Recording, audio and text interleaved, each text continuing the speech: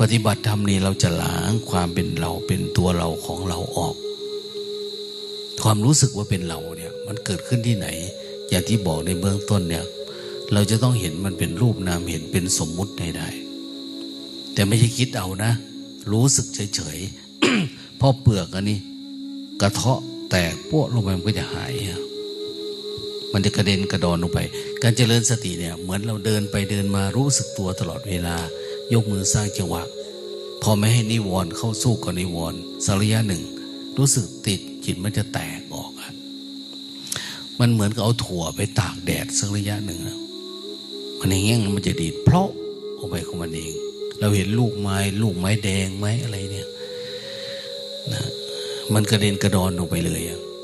ในตัวเรานี่ก็เหมือนกันที่มันสะสมสมมุติเนี่ยติดเอาไว้พอเราอยู่กับปัจจุบันเอาความร้อนเอาตะบะเผาความกำหนดรู้ต่อเนื่องมันก็กระเด็นออกทันทีเลย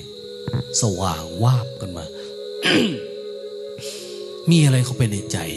เหมือนใจมันสว่างเหมือนมันเห็นอะไรสักอย่างความง่วงความเหงานิวรณธรรมมันหายไปมันแจ่มแจ้งใจเบาโล่งโปร่งขาเบาตีนเบากายยะละหุตา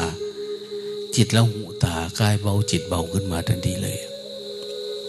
นะเพราะอะไรเพราะมันเอาเปลือกออกได้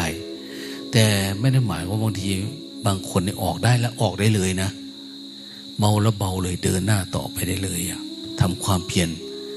ให้เข้าสู่อริยมรรคอริยผลขั้นสูงขึ้นไปนะสมาธิมันต่อเนื่องเลย